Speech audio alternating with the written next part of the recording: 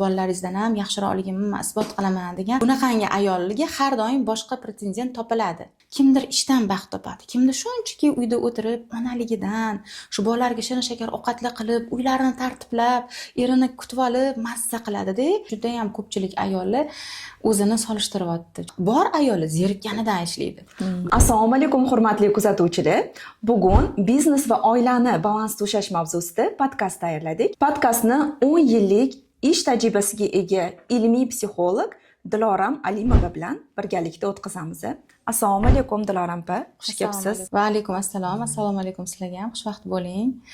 Mavzu juda ham dolzarb, chunki sababi bugungi kunda juda ham ko'pchilik ayollar biznesga o'zini uryapti va bu orqasidan oilalarda juda ham katta muammolar kelyapti. Shuning uchun ham mavzu juda ham qiziq va juda ham dolzarb. Shu mavzu bo'yicha menda juda ham ko'p savollar yig'ib keldim, aynan shu podkast uchun. Hozir oldimga ketin o'qib beraman. Savollarimizga javob olamiz inshaalloh. Birinchi savolimiz: qanday ayollar seviladi? Erkaklar tomonidan o'zi umuman hamma inson tomonidan yaxshi ko'riladigan, seviladigan ayollar, bular o'z mundoq ko'rganingizda, ayol kishiga qaraganingizda yashayotgan ayol, energiyasi bor, o'ziga ishonchi bor, o'zini ayolligidan rozi bo'lgan, o'zini ayolligini qabul qilgan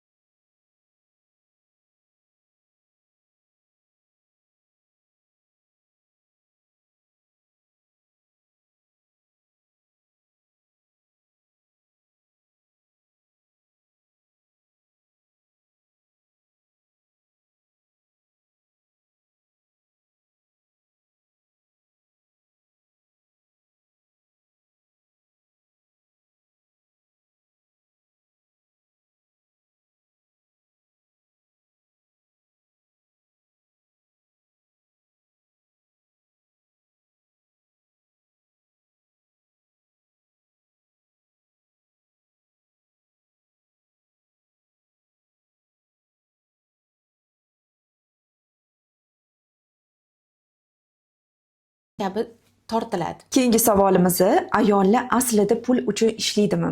Kim uchun ishlaydi?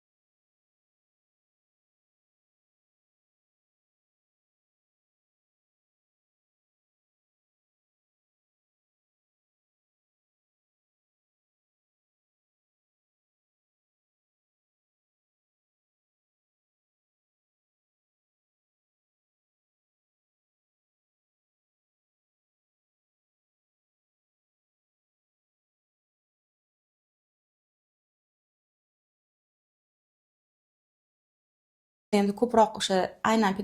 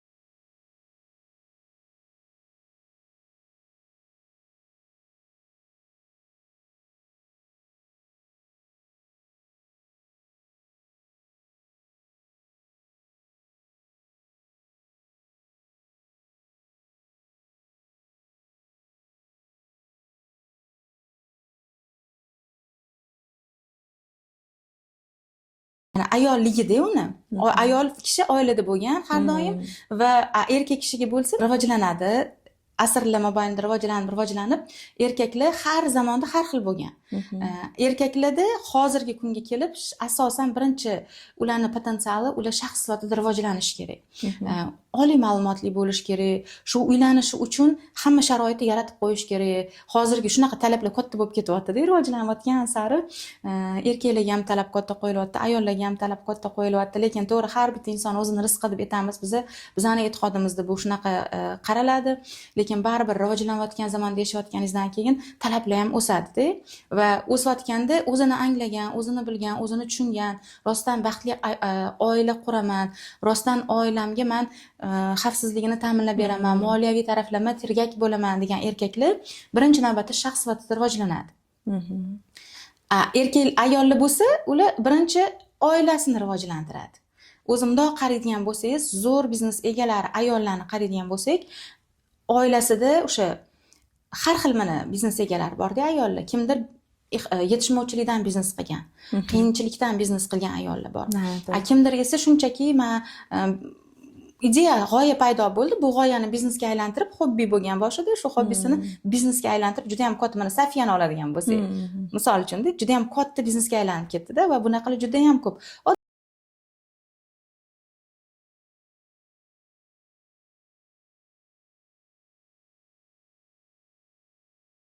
Agar sizda o'sha hozirgi bugungi kunda nimadir qilmoqchi bo'lsangiz, buni kimdadir ko'chirib qilmoqchi bo'lsangiz, bu sizniki emas. Bu boshqa insonga havas qilib shunchaki qilib ko'rmoqchisiz. Bu hobbi bo'lishi mumkin. Sizni ichingizdagi bu maqsadingiz bolalikdan shakllangan bo'lsa, bu sizga o'sha narsani qilmagunicha tinchlik bermaydi. Baribir o'sha narsani qilasiz. Sizdagi inson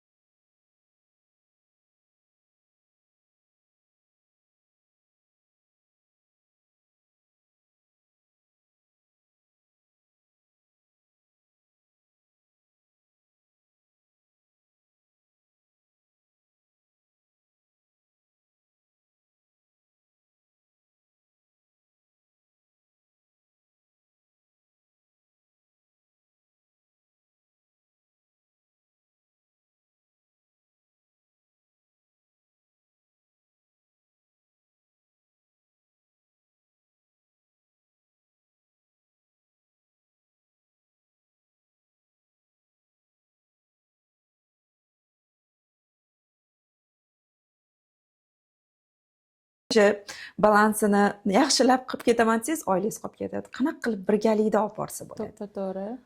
Bilasizmi, ishlaydigan ayollarga baribir ozgina nima deydi? Vaqt masalasi, ulardagi nima demoqchi, qo'llab-quvvatlash masalasi juda ham muhimda. Men o'zim ham butun umr o'sha aqlimni taniganimdan beri ishlab, o'zim ustimda ishlab, ham xalq ta'limida ishlaganman, juda ham mas'uliyatli joyda ishlaganman va doim ishlagan ayol bo'lganim uchun ham aytamanki, Xudoga shukr, o'sha meni tushunadigan, meni qo'llab-quvvatlaydigan inson menga duch keldi. Har doim shu hayot yo'limda qo'llab-quvvatlab turadilar. Chunki ishlagan ayol uyga kelib ovqat qilishga ulgurmasligi mumkin. To'g'ri. O'sha etilgan ishlarni o'z vaqtida qilib qo'yishga vaqti yetmasligi mumkin-da. U miyasida turadi, o'sha ishni qilishim kerak deb, lekin vaqt masalasi qanaqadir ishlar chiqib qoladi orada. Keyin mana shunaqangi holatlarda nima deydi?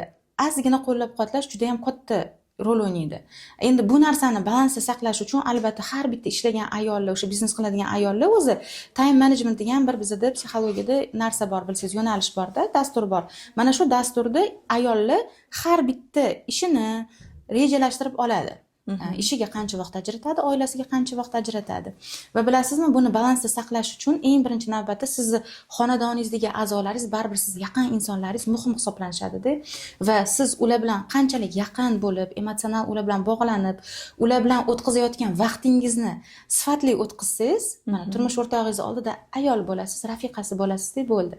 Va mana shu vaqtni siz sifatli o'tkazib berishingiz kerak. Shu 1 soat yoki 2 soat siz turmush o'rtog'ingiz bilan gaplashib birga vaqt o'tkazganingizda siz bilan kerak bo'lsa bir oyga yetadigan energiya olishlari kerak, o'sha quvvatlanib, sizni ideyalaringizni eshitib, sizni g'oyalaringizni eshitib, sizni nima deydi, yetkazib berishingiz kerakki, sizga misol uchun ishda bo'lgan paytingizda bu narsa yopib ketish kerak-da.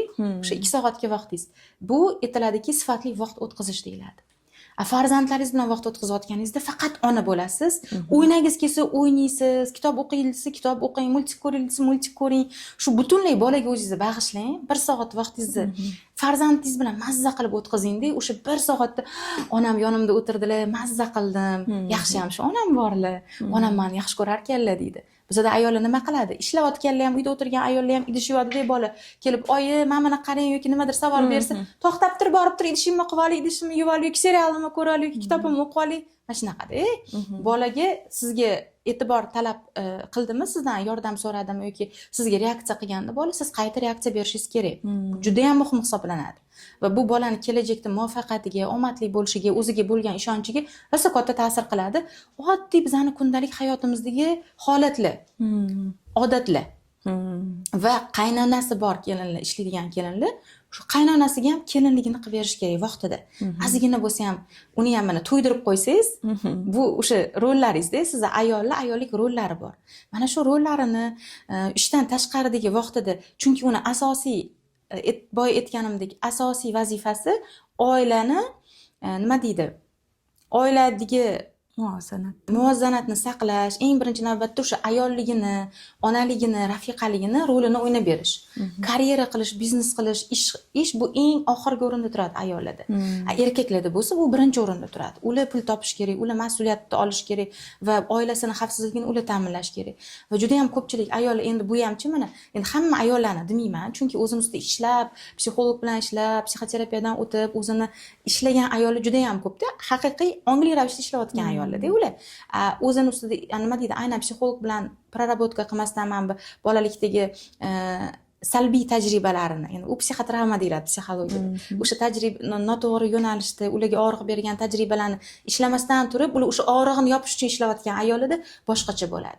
Ular hamma kuchini ishga ketkazib qo'yadi-da, uyga kelganda so'nib qoladi. Bolalariga, turmush o'rtog'iga kuchi yetmaydi, chunki uni ichidagi qaysidir bo'shliqni yopish uchun ishlayapti. Bolalikda shunga yetkazilmagan mehr, e'tibor, sevgi bo'lishi mumkin. Mana shuni ish bilan yopaman deb yoki qanaqadir qattiq unga zulm bo'lgan bo'lsa bolalikda ayollarda, shu og'riq eshitmaslik uchun, shu og'riqni his qilmaslik uchun o'zini ishga uradida, ishga mukkasidan ketib qolgan ayollar deymiz ularni. Ular balansda ushlamayapti. Ular butun energiyasini, kuch-quvvatini ishga qaratadi. Uyga kelgandan keyin xonadonidagi eng yaqin insonlariga va uni asosiy majburiyati, uni nima deydi, mas'uliyati bo'lgan vazifalarga kuchi yetmay qoladi. Onalikka, o'sha rafiqalikka, kelinlikka kuchi yetmaydi-da, keyin uyda qanaqadir kelishmovchiliklar, nizolar paydo bo'ladi, muammolar paydo bo'ladi va ularni ham yopishga, ishlashga harakat qilmaydi. Bilasizmi, yana bitta narsani mana shu aytib ketmoqchi edim. Menga aynan o'smir yoshdagi hozir qizlar va yigitlar kelishyapti-da. Ular ichida og'rig'i bor-da. Nima masalada keldingiz desam, aytishadiki, meni onam butun umr ishlaganlar, bizga vaqt ajratmaganlar. Chunki adam bilan munosabatlari yaxshi bo'lmaganda, adam o'sha pul bermaganlarida yoki yaxshi sevmaganlar uchun, nimadir qilganlar uchun onam ishga chiqib ketdilar-da, biz bilan ham ishlari yo'q. Shu pul topishga mukkasidan ketganlar, pul topadilar, bizga o'sha nimadir kerak bo'lsa, biza onamlarga hech narsa kerak emas. Bizdan oldimizda o'tirib, shirin shakar ovqatlar qilib, yoki shu mayli ishlasinlar deydi. Ishdan kelgandan keyin deydi, birpas quchoqlab, biz bilan gaplashib, suhbat qilib o'tirsalar deydi, biz jonimizni ham beraveramiz deydi. Lekin bizani onamiz ishdan kelganlaridan keyin baqirib, o'sha ishxonadagi rollarini uyda ham davom ettiradilar. Baqiradilar, jerkanlar, nimadir qilib qo'ymagan bo'lsak, nimaga hali ham qilmadilaring? O'zi men salla deb ishlab yuribman-ku. Men salla uchun shuncha harakat qilib yuribman deydi. Bizga deydi shu ko'chada ishlashlari ham kerak emas deydi. Bizga mazza qilib oldimizda o'tirsinlar, mehr bersinlar, sevgilarini bersinlar deyapti. Keyin aytaman, sizni onangizlarni mana shu bolalar bilan ishlaganimizda biz onasini psixotipini, psixologik portretini o'rganamiz-da. O'zi bu onangni bolaligini eslagin, qanaqa bo'lgan ekan? Bolalikda ona o'zi mehr ola olmagan, sevgiga to'yinmagan, o'zi qanaqadir travmada katta bo'lgan ona bo'lgani uchun ham xuddi shunaqa tashlab ketilgan ona bo'lgani uchun ham u ham bolalarini tashlab ketib o'zini ishga uryapti. Buni orqasida psixologik muammolar yotibdi-da, psixotravmalar yotibdi. Va bolalar bechoralar kelishadi, nima qilsam bo'ladi? Qanaqa onamga yordam bersam bo'ladi? Hech qanaqa deyman, boricha qabul qilasan. Endi o'sha narsani yetmayotgan mehr e'tiborni ona o'zida yo'q, qanaqa qilib beradi? Biz o'sha psixologik metodlar bilan, texnikalar bilan, o'sha o'zi samarefleksiya qilib, o'ziga o'zi yordam berish yo'llari bilan ularga o'rgatamiz. Va u bolalarni onasi ishlash kerak aslida. Psixologiyani o'rganish kerak, o'zimiz ustida ishlash kerak va o'sha bolalar bilan emotsional muloqotni, emotsional aloqani onalar mas'ulda u narsaga. Lekin bolalar kelib nima qilsam bo'ladi shu aloqani tiklash uchun deyshadi. Balansda ushlash uchun eng kerakli tavsiya nima o'zi? Eng kerakli nima tavsiya qilgan bo'lardingiz? Muhim asosiy jihatlardan biri birinchi navbatda ayollar emotsional yetuk, emotsional intellekti yetuk bo'lish kerak. Chunki ular emotsional yetuk ayol bo'lsa, bolasini ham his qiladi, bolaga ham kerakligini biladi. O'sha turmush o'rtog'iga, qaynona qaynotasiga kerakli munosabatni beradi va ishda ham bu emotsional intellekti shu xodimlar bilan birga muloqot qilishga, ishxonada o'zini chegaralarini qo'yishga yordam beradi. O'sha shaxsiy chegaralarini ham qo'yishni bilgan ayol ishxonada kuyib ketmaydi. Ertalabdan kechgacha boshqa ishlarni ham olib yelkasiga o'zini ko'rsatish uchun harakat qilmaydi. Ishxonada o'zini chegarasi, o'ziga berilgan ishi, uni mas'uliyatidagi ishni qiladi-da, o'z vaqtida uyga boradi, uyda onaligini qiladi. Ayolligini qiladi, uy bekaligini qiladi. Va bu ayollarga tavsiya mana shu balansni ushlash uchun rollarni time managementni o'rganish va rollarni to'g'ri taqsimlab bilish. U rolni bu yoqda qo'llab, bu rolni u yoqda qo'llash kerak emas. Ishda xodim, uyda ona, beka. Shu narsani balansga qo'yib olishligi kerak bo'ladi. Rahmat. Keyingi savolimiz: ishlaydigan ayollarda ruhiy charchoqni qanday yengsa bo'ladi? Baribir ishlaydi, charchaydi, o'shani yengish usullari bormi? Ishlaydigan ayollar agar ruhiy charchoq olayotgan bo'lsa, demak bu yerda ozgina muammo bor deganida. Demak, ishxonada ruhiy charchoq bu baribir shu psixologik kuyayotgan bo'lishi mumkin. Unga qanaqadir uni shaxsiy chegaralar buzilib qolayotgan bo'lishi mumkin. Ishxonadan inson demak, sizni shaxsiy chegaralaringiz buzilyaptimi? Demak, siz o'zingiz joyizda emassiz-da. Ruhiy charchoq bo'lyaptimi? Siz o'zingiz joyizda emassiz. Bu ishxona siz uchun emas ekan. Bu juda ham katta muammo va juda ham ko'pchilik ayollar shunaqa ishlaydi. Mana ko'chaga chiqsangiz, ko'chada yursangiz, hech bo'lmaganda magazinga kirganingizda yoki korzinkaga kirsangiz yoki qayergadir borsangiz ham ayollarni qarasangizchi, ko'zi yongan, yonib turgan ayollar bor. Yashayotgan ayollar bor-da, ichidan ham yashayapti ular. Ichki olami ham yashagan, gulkiragan. Tashqariga ham o'firib turadi. Ko'zlari yonib turadi, kulib turadi, qaddi tik bo'ladi, ularning farzandlariga yaxshi munosabat beradi, turmush o'rtog'i bilan yaxshi muloqot qiladi. Ular har doim energiyasi to'la bo'ladi. Ular ishlab yana ham mazza qiladi. Ishdan yana ham quvvat oladi. Chunki ular o'zini joyida ishlayapti. So'nib qolayotgan ayollar, ruhiy charchoqqa kelayotgan ayollar bo'lsa, ular qaysidir joyda balansni buzib qo'yishyapti yoki o'zini eshitmayapti, o'ziga xiyonat qilib o'sha ishga mukkasidan ketib qolgan bo'lishi mumkin-da. Uni ham to'g'rilasa bo'ladi. O'sha o'zini eshitib, nima his qilyapman, shu joyda ishlayotganimda nima his qilyapman, qaysi chegaralarim buzilib qolyapti, qaysi xodimni menga munosabati yoqmayapti. Buni ham o'sha tegini ildizini topib sababini ishlasa hammasi joyiga tushib ketishi mumkin, ehtimoli bor. Va hamma narsani biz ehtimol deb olamiz va nima deydi, bu hammada shunaqa degani emas. Lekin o'sha aynan ruhiy charchoqqa kelayotgan ayollar, ruhiy charchoqni his qilayotgan ayollar bitta qarab ko'rishsin, o'zi rostdan ham bu ish ularnikimi? Chunki bizada ayollar o'sha pul topish uchun, mehnat qilish uchun yoki bo'sh vaqtini o'ldirish uchun ham xohlagan ishni qilib ketaverishadi-da. Bu menikimi, meniki emasmi? Chunki bizada baribir o'sha psixologiyada bitta yo'nalish o'qiganimda 4 ta toifaga bo'linadi. Bu erkak bo'lsin, ayol bo'lsin, 4 ta toifadagi insonlar bor-da. O'sha misol uchun daraxt qilib oladigan bo'lsak, ildiz qismi, tana qismi, barg qismi, meva qismi bor-da. Insonlarni ham xuddi shunga qiyoslashgan. Misol uchun siz ildiz qismi bo'lsangiz, siz tana qiladigan ishni borib qilganingizda mana shu yerda ruhiy charchoq bo'ladi. Yoki siz tana bo'lsangiz, siz ildiz qilayotgan ishni qilsangiz, sizda ruhiy charchoq bo'ladi. Yoki siz meva bo'lsangiz yoki barg bo'lsangiz, boshqa ish qilayotgan bo'lsangiz, bu sizni ishingiz emas-da. Har bitta inson o'zini o'sha предназначение degan gap bor. O'zini hayotiy ishi-da, bu hayot ishi mazza qilinish kerak-da. Aslida mazza olmayotgan bo'lsangiz, demak sizda o'sha joiz emas sizni bu. Sizni ishingiz emas bu. Siz o'sha ruhiy charchoq olayotgan bo'lsangiz. Shuning uchun bitta qarab ko'rishlarini men maslahat berardim. Rahmat. Keyingi savolimiz: ba'zi ayollar ishga berilib ketib, oilasini keyingi o'ringa qo'yib qo'yadi. Bu holatda nima qilish mumkin? Juda ham berilib ketgan ayollar bo'ladi-da. Haqiqatdan ham masalan vohlik ketib kech kelib, umuman bolalarga bee'tibor bo'lgan ayollardan mana shunaqa. Bunaqa ayollarni biz psixologiyada qochoq ayollar deymiz, qochoq insonlar deymiz. Bu ayollar nimadandir qochishyapti. Shu balki mas'uliyatdan qochayotgandir, onalik mas'uliyatidan yoki qaysidir og'rig'idan qochayotgandir yoki qaysidir vaziyatdan qochayotgandirki, qo'rquv bor ular ayollar ichida. Mana shu narsadan qochib yuradi. Har bitta insonni hissiyot boshqaradi-ku, ularni nima hissiyot boshqarayotganini ular bitta o'zini eshitish kerak. Nimadan qochyapman? Nimaga men o'zimni ishga berib yubordim? Va bu ayollarda ko'proq aybdorlik hissi bo'ladi, bilasizmi ichida? Men o'zi tanlov qiladi ishga chiqib ketishi, qochib ketishi, ishga ertalabdan kechgacha o'sha ko'p vaqtini ishga sarflashi, keyin ular kelishadi-da, men ichimda aybdorlik hissim bor-da, o'zimni ayblayman, bolalarimga yaxshi ona emasman, ertalabdan kechgacha ko'chadaman, ishdaman deyshadi. Bu aybdorlik hissi faqat ish bilan bog'liq emas-da, boshqa hayotda, boshqa jabhalarga ham ta'sir qiladigan narsa-da bu. Va u hamma yerda u ayblanavergani uchun bu yerda ham aybdorlik hissini his qilayotgan bo'ladi. Aytmoqchi bo'lganim, agar rostdan bu muammo deb qaraydigan bo'lsak, bunaqa ayollar ehtimol ko'p qismi o'sha o'zini ruhiy og'riqlardan qochib ketayotgan bo'lishi mumkin. Qaysidir mas'uliyatdan qochib ketayotgan bo'lishi mumkin. Keyin o'sha ishga ko'p vaqt sarflagani, bu o'sha ishga juda ham mukkasidan berilib ketib ishlashining sababi ham bo'lishi mumkin dedi. Mana shu-da asosiy maqsad, vazifa asosiy o'sha mukkasidan ketayotgani, men haligi og'riqni his qilmay, men haligi menga o'sha berilgan zulmnimi yoki nima, yoki o'sha mas'uliyatni his qilmayki, men butun bo'sh vaqtim shu ishda bo'lsin. Diqqat chunki o'sha yerda bo'ladi, o'sha mazza qiladi, o'sha ish qilayotganda o'sha og'riqni unutib mazza qiladi. Anatga borganda o'sha bu endi bolalikda bilmayman qaysidir ko'p ayollar bilan ishlaganimizda endi asosiy qismida ularda o'sha bolalikdagi psixotravmalarga borib taqalgan. O'sha oilada nimadir notinchlik bo'lgan yoki nimadir holat bo'lganki, bu bolaga ta'sir ko'rsatganda va uyda o'tirganida shu holat esga tushib qoladi. O'shancha ular ish bilan bu narsani yopadi. Ishga mukkasidan ketib qoladi o'sha og'riqqa eshitmaslik uchun.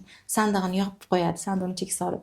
Hammada har xil bo'lishi mumkin. Endi bu nima deydi, individual-da. Har bitta ayol o'zi inson individual bo'lgandan keyin har bitta inson ayolni qaysi ehtiyojini yopayotgani bu ish orqali u individual tahlil qilinganda, o'sha psixodiagnostika qilinganda ko'riladi.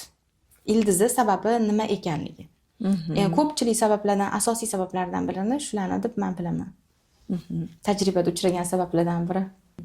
Ayollar o'zini ustida ishlaydi, harakat qiladi, aniq maqsadi bo'ladi-da bir xilda. Lekin uni turmush o'rtog'i tomonidan ruxsat berilmaslik holatlarida nima maslahat bergan bo'lardingiz? Nima sababdan unaqa bo'lishi mumkin?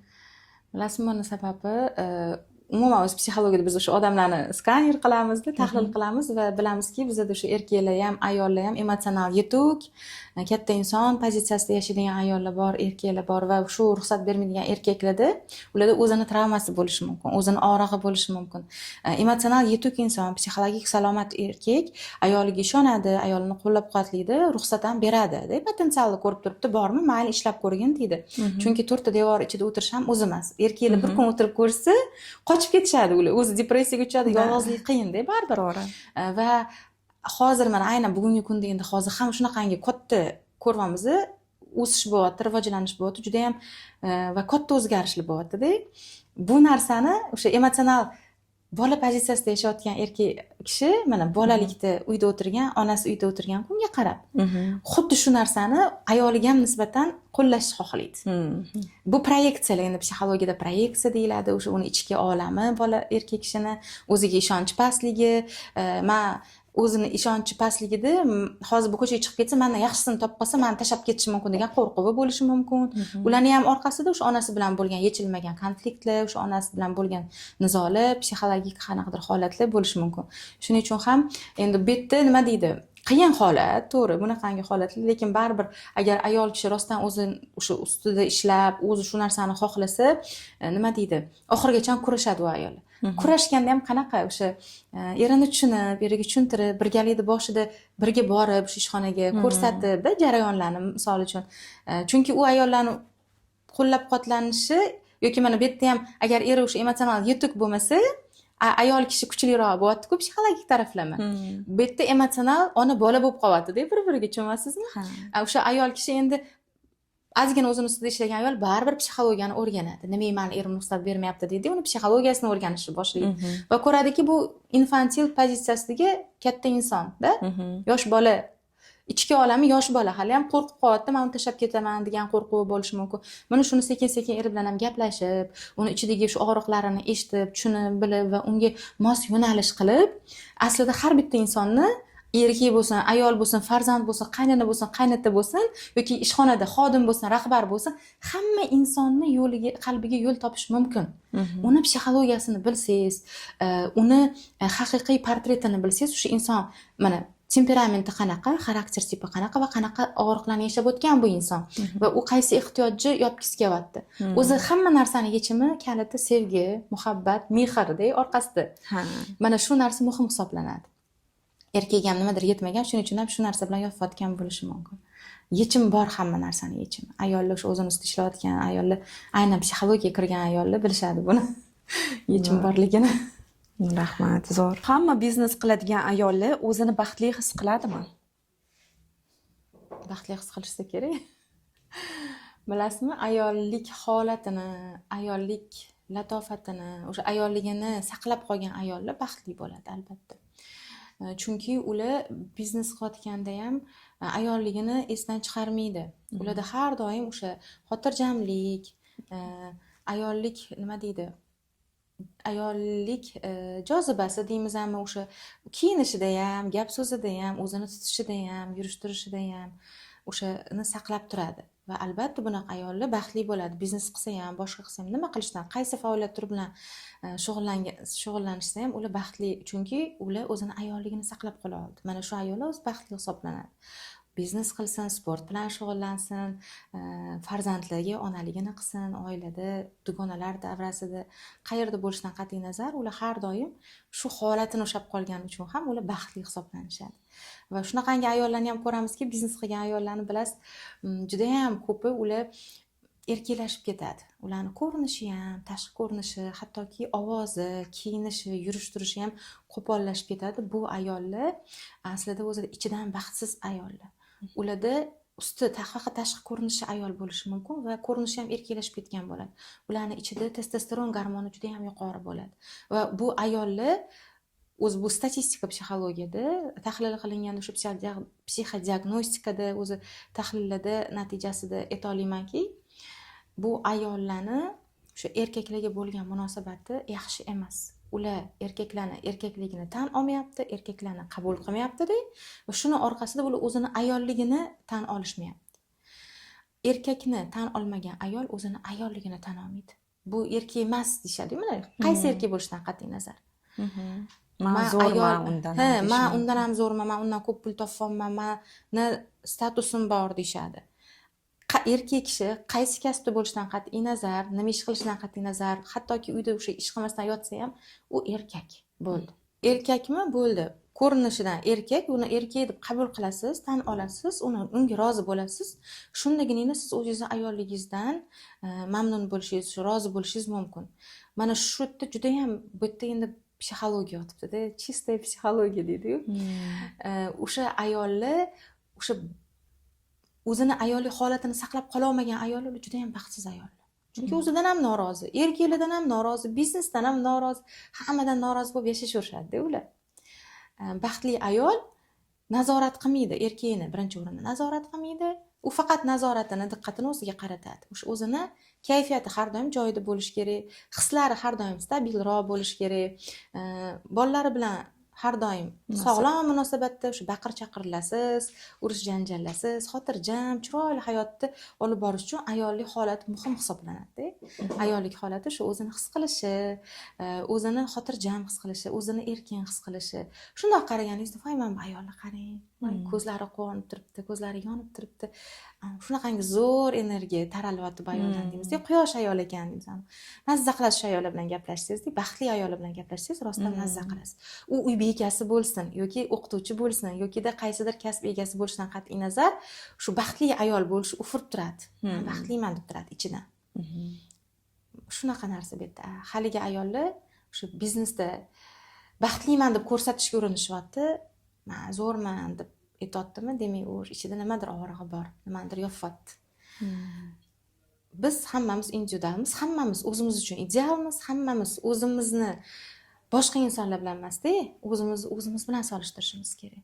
Siz boshqa o'sha erkaklar bilan ayol o'zini solishtiryaptimi yoki boshqa ayol bilan solishtiryaptimi? Erta o'ziga bo'lgan ishonchi pastroq, o'zini o'sha hurmat qilmaydi, qatidadir o'ziga xiyonat qilib qo'yayotgan bo'lishi mumkin. Uni yo'limi bu uni yo'li. Omadini bersin, zo'r, молодец, omadini bersin deymiz-da. Chunki bu o'sha natijaga yetayotgani bu uni bolalikdagi maqsadlari, bolalikdagi o'y-fikrlari bo'lish, rejalari bo'ladi. Bu unga solishtirayotgani noto'g'ri narsa. Chunki ko'pchilik ayollar ham keladi, shu mana anu biznes qilibdi-da, men shunaqangi darajaga yetdim.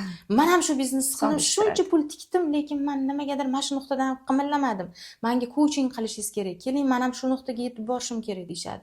Keyin men tushuntiraman. Xo'p, siz bu biznes bilan qachon g'oya miyangizga keldi? Bugungi mana shu narsani ko'rib qolgandan keyin unga havas qildim, qilishni boshladim deyshadi. Men aytaman, bu qizni bu maqsadi, bu biznesi bolalikdagi rejalari edi. Shuning uchun bu narsani qildi va zo'r natijaga erishdi. Bu uniki bo'lgani uchun, uni maqsadi, uni niyati bo'lgani uchun erishdi. Agar sizniki nima edi bolaligingizda desam, meniki mana bunaqa narsa qilmoqchi bo'lganman bolaligimda deydi. Keling, siz o'shaningiz bo'yicha ishlaylik, o'sha bo'yicha coaching qilaylik deyman-da. O'sha bolalikdagi orzu, maqsadlari, niyatlari, rejalari bilan ishlaganimizda o'sha sohadan zo'r bo'lib ketib qolishadi-da. Ko'rdingizmi deyman men, u individual, u uni yo'li edi, bu sizning yo'lingiz. Siz uni yo'liga tushmoqchi bo'lib, uni oyoq kiyimini kiymoqchi bo'lib, yurmoqchi bo'ldingiz, natijaga erishmadingiz. Lekin siz o'zingiznikida saqlab qolib, o'zingizni bolaligingizdagi o'sha maqsadlaringizni yo'lga qo'yib harakat qildingiz, siz unga yetib bordingiz. Shunaqa narsa-da bu. Rahmat Diloram opa, juda ham foydali va manfaatli suhbat bo'ldi. Ayniqsa ishlaydigan biznesdagi ayollar uchun foydali bo'ldi degan umiddaman. Bugungi podkastimiz siz uchun qanaqa foydali bo'ldi? Kommentariyaga yozing va Instagram profilingiz orqali eng yoqqan joyiga "Men ayolman" hashtag ostida storiesga atmetka qiling va 10-dekabr kuni bo'lib o'tadigan Diloram Alimova tomonidan bepul diagnostikani qo'lga kiriting.